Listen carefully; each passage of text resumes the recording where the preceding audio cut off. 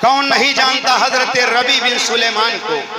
حضرت ربی بن سلیمان ارادہ تھا مکہ المکرمہ جانے کا، حج بیت اللہ کے سفر پر روانہ ہونا چاہتے تھے، مگر زیادہ راہ نہیں تھا، سفر کے اخراجات نہیں تھے۔ رفتہ رفتہ سفر کے اخراجات کا انتظام کرنے لگے۔ ایک وقت ایسا آیا کہ آپ کے پاس سفر کے جانے کے جو اخراجات تھے وہ جمع ہو گئے، اور کون ایسا مسلمان ہے جو مکہ المکرمہ جانا نہیں چاہتا، جو مدینہ الرسول حاضر ہونا نہیں چاہتا؟ میں جلسوں میں کہا کرتا ہوں، اگر اللہ نے آپ کو مالدار بنایا ہے تو آپ تاج محل آگرہ کا بعد میں دیکھنا، دلی کا قطب مینار بعد میں دیکھنا، دلی کا لال قلعہ بعد میں دیکھنا، کشمیر کی وادیوں کو بعد میں دیکھنا، گنبد خضرا کو پہلے دیکھنا، مدینہ کی مقدس گلیوں کو پہلے دیکھنا، سنہری چالیوں کا دیدار پہلے کرنا۔ اور ایک مرد مومن تو راتوں دن یہ دعا مانگتا ہے، دکھا دے یا الہی وہ مدینہ کیسی بستی ہے جہاں پر رات دن مولا تیری رحمت برستی ہے۔ ربی بن سلیمان ایک چھوٹے سے قافلے کے ساتھ روانہ ہوئے۔ اس زمانے نے اتنی ترقی نہیں کیا تھا، آج مہینوں کا سفر گھنٹوں میں کیا جا سکتا ہے، گھنٹوں کا سفر منٹوں میں کیا جا سکتا ہے۔ اس زمانے میں لوگ پیدل سفر کرتے تھے، قدم قدم پر لٹیروں کا خوف ہوا کرتا تھا۔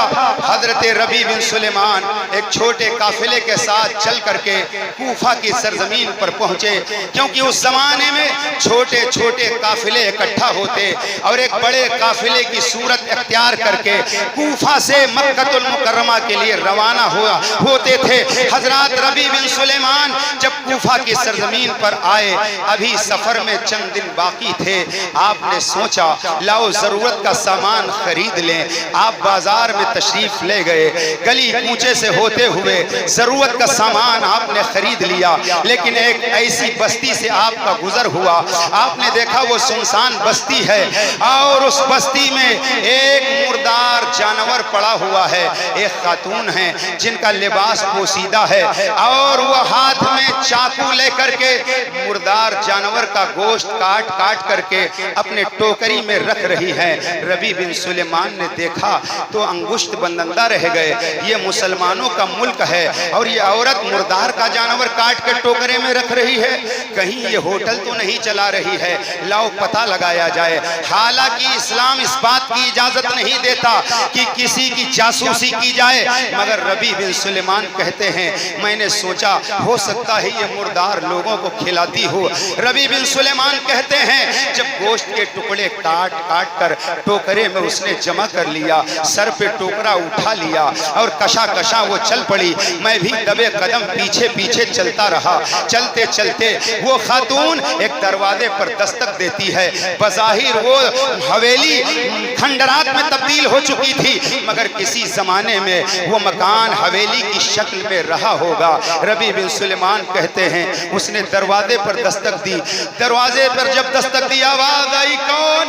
جواب ملا میں تمہاری دکھیاری ماں ہوں، میں تمہاری دکھیاری ماں ہوں، یہ دیکھو میں گوشت لے کر آئی ہوں، اسے بھونو کھاؤ، اللہ کا شکر ادا کرو۔ ربی بن سلیمان کہتے ہیں جب میں نے یہ سنا تو آواز دیا، اندر سے آواز آئی کون؟ میں نے کہا میں مسافر ہوں۔ اندر سے خاتون نے جواب دیا آپ کسی اور دروازے پر چلے جائیں۔ ربی بن سلیمان کہتے ہیں اے خاتون، مردار کا گوشت تم بچیوں کو لا کر کے دے چکی ہو، حالانکہ مردار کھانے کی اجازت نہیں ہے۔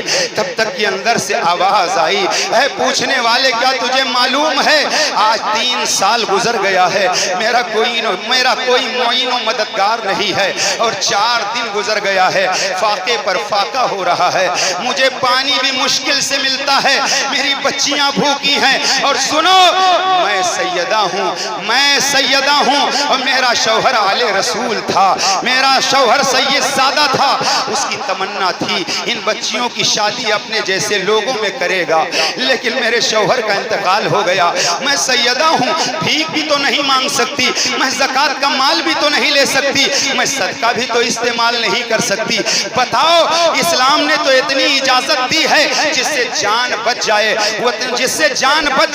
اتنی چیز استعمال کی جا سکتی ہے۔ ربیع بن سلیمان کہتے ہیں میں نے جب اتنا سنا تو میری آنکھ سے آنسو نکل پڑے، میں حج کے لیے جاؤں اور رسول اللہ کی شہزادیاں بھوکی مریں، میں کون سا چہرہ لے کر مدینے جاؤں گا، میں آقا کی خدمت میں کون سا چہرہ دکھاؤں گا۔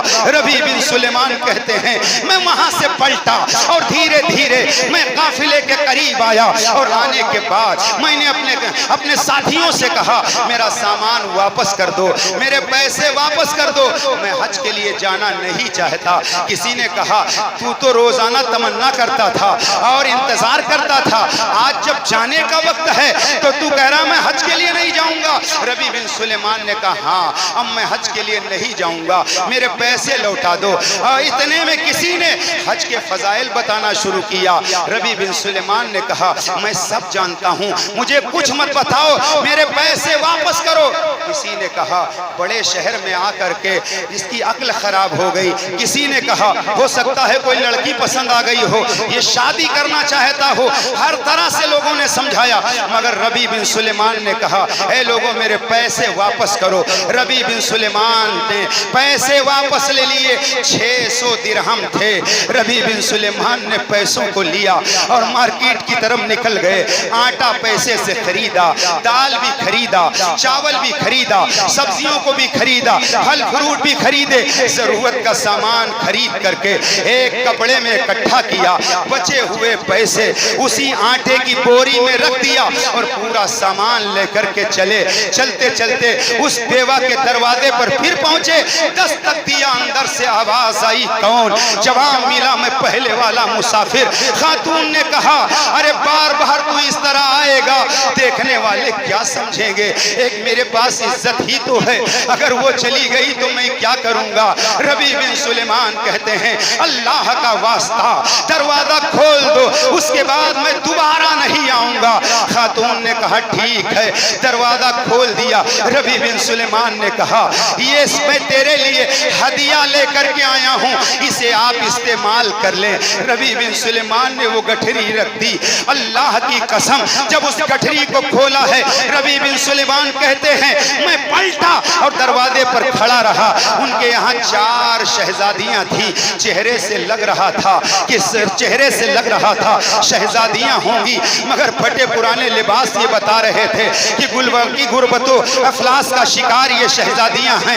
چنانچہ ربیع بن سلیمان کہتے ہیں جب گٹھری کھولا تو ان لوگوں نے اللہ کا شکر ادا کیا، بہت ساری دعائیں دی اس بیوہ خاتون نے، مگر ان 4 شہزادیوں میں سے ایک شہزادی نے اپنے ہاتھ کو اٹھایا اور کہا اے بار الہ، اے پروردگار عالم، اے خالق کائنات، اس مسافر کو حج کی سعادت عطا فرما دے، اس مسافر کو حج کی دولت سے مالا مال کر دے۔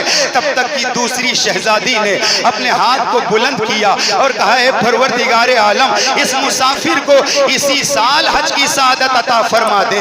تب تک کی تیسری شہزادی نے ہاتھ کو اٹھایا اور کہا ہے میرے مالک و مولا، اے بار الہ، ہر سال اس مسافر کو حج کی سعادت عطا فرما دے۔ چوتھی شہزادی نے ہاتھ اٹھا کر کے کہا اے مالک و مولا، اے پروردگار عالم، قیامت کے دن اس مسافر کو میرے نانا کا ساتھ عطا فرما، میرے نانا کی شفاعت عطا فرما۔ ربیع بن سلیمان نے یہ منظر ملاحظہ کیا اور وہاں سے واپس آئے۔ ربیع بن سلیمان نے سوچا اگر پلٹ کر گاؤں گیا تو لوگ مذاق بنائیں گے، لہذا اسی کوفہ میں رہ جاتا ہوں، جب قافلہ واپس آئے گا تو میں قافلے کے ساتھ گاؤں چلا جاؤں گا۔ ربیع بن سلیمان ایک مسجد جاتے ہیں اور مسجد کی صاف صفائی شروع کر دیتے ہیں۔ اور آپ مسجد کے اندر وقت پر نماز ادا کرتے ہیں، ذکر و اذکار کرتے ہیں، اللہ اکبر، قرآن کی تلاوت کرتے ہیں اور اپنا وقت گزارتے ہیں، یہاں تک کہ ربیع بن سلیمان اپنا وقت گزارتے رہے۔ 5-6 مہینے کے بعد جب پہلا قافلہ حاجیوں کا آیا تو لوگ استقبال کے لیے چلے۔ ربیع بن سلیمان نے سوچا چلو میں بھی استقبال کر لوں آنے والے قافلے کا، کیونکہ میری نگاہوں نے کعبہ نہیں دیکھا تو کیا ہوا، میری نظروں نے گنبد خضرا نہیں دیکھا تو کیا ہوا، چلو ان آنکھوں کو کیوں نہ دیکھ لوں جن آنکھوں نے گنبد خضرا کو دیکھا ہے، جن آنکھوں نے خانہ کعبہ کو دیکھا ہے۔ ربیع بن سلیمان استقبال کے لیے جب گئے اور قافلے والوں سے ملاقات کیا اور آنے والوں کو مبارکباد پیش کیا، اے آنے والوں تمہیں حج مبارک ہو، تو اسی قافلے سے ایک نوجوان باہر آیا، اس نے کہا اے ربیع بن سلیمان تجھے بھی حج مبارک ہو۔ آپ نے کہا میں تو حج کے لیے گیا ہی نہیں تھا، یہ مبارکبادی کیسی؟ تب تک قافلے سے ایک دوسرا آیا، کہنے لگا اے ربیع بن سلیمان میں نے مینا میں تمہیں دیکھا ہے۔ تیسرے نے کہا اے ربیع بن سلیمان عرفات کے میدان میں نے تمہیں دیکھا ہے۔ تب تک کہ چوتھے نے کہا مقام ابراہیم کے قریب میں نے آپ کو دیکھا ہے۔ اب ربیع بن سلیمان حیران ہے، یا اللہ ماجرا کیا ہے، میں تو حج کے لیے گیا بھی نہیں، یہ مبارکبادیاں کیوں مل رہی ہیں؟ ربیع بن سلیمان قافلے سے ملاقات کرنے کے بعد واپس آئے۔ 2 دن گزرنے کے بعد ایک دوسرا قافلہ جب آیا، ملاقات کے لیے پھر گئے ربیع بن سلیمان، اور جب مبارکباد پیش کیا تو آنے والے قافلے میں سے لوگوں نے کہا اے ربیع بن سلیمان تجھے حج مبارک ہو۔ ربیع بن سلیمان کہتے ہیں میں تو حج کے لیے گیا نہیں، یہ مبارکبادی لوگ جگہ بھی بتا رہے ہیں، فلاں جگہ ملاقات ہوئی، فلاں جگہ ملاقات ہوئی۔ ربیع بن سلیمان ہیں، کہتے ہیں یا اللہ یہ ماجرا کیا ہے؟ واپس آئے۔ 3 دن کے بعد ایک تیسرا قافلہ جب آیا، ربیع بن سلیمان ملاقات کے لیے گئے۔ یہ قافلہ وہ تھا جس میں ربیع بن سلیمان جانا چاہتے تھے۔ جب ربیع بن سلیمان نے جا کر کے قافلے والوں کو مبارکباد دیا تو اس قافلے میں ربیع بن سلیمان کا بھائی بھی تھا۔ اس نے کہا اے ربیع بن سلیمان اگر تجھے میرے ساتھ جانا پسند نہیں تھا تو بتا دیا ہوتا کہ میں نے دوسرے ساتھی چن لیے ہیں۔ وہاں بار بار ملتا تھا اور کہتا تھا کمرے پہ آؤں گا، پھر آتا نہیں تھا۔ ربیع بن سلیمان ٹکٹکی باندھ کر دیکھ رہے ہیں، تب تک کہ قافلے سے ایک شخص آیا اور کہا اے ربیع بن سلیمان پکڑ اپنی یہ تھیلی، باب جبرائیل سے نکلتے ہوئے تو نے یہ تھیلی دی تھی اور کہا تو میں آ کے لے لوں گا، تب سے تیری تھیلی اٹھائے میں پھر رہا ہوں، پکڑ اپنی تھیلی۔ ربیع بن سلیمان سوچ رہے ہیں یا اللہ یہ کیا معاملہ ہے؟ حضرات آہستہ آہستہ شام ہو جاتی ہے اور اندھیرا ہو جاتا ہے۔ ربیع بن سلیمان مغرب کی نماز، عشاء کی نماز پڑھنے کے بعد، ذکر و اذکار کے بعد جب بستر پر لیٹتے ہیں تو ایک پاکیزہ خواب دیکھتے ہیں۔ خواب میں امام الانبیاء تشریف لاتے ہیں، مدینے کے سلطان جلوہ بار ہوتے ہیں اور میرے آقا ارشاد فرماتے ہیں ربیع اور کتنے لوگوں سے گواہی دلواؤں کہ تم نے حج کیا، اور کتنے لوگوں سے گواہی دلواؤں کہ تم نے حج کیا ہے۔ اے ربیع بن سلیمان دیکھ میری ایک شہزادی نے کہا تھا یا اللہ مسافر کو حج عطا فرما۔ اے ربیع بن سلیمان دیکھ تو نے حج کیا کہ نہیں، دیکھ تو نے حج کیا کہ نہیں۔ میری دوسری شہزادی نے کہا تھا اسی سال مولا حج کی توفیق عطا فرما، دیکھ تو نے اسی سال حج ادا کیا کہ نہیں۔ میری تیسری شہزادی نے کہا تھا مولا ہر سال حج کی سعادت اس مسافر کو عطا فرما۔ تو اے ربیع بن سلیمان تیرے لیے مستح ہے، خوشخبری ہے، اللہ نے تیری شکل و صورت میں ایک فرشتہ بنا دیا ہے جس نے اس سال تیری طرف سے حج کیا ہے، وہ قیامت تک ہر سال تیری طرف سے وہ حج کرتا رہے گا۔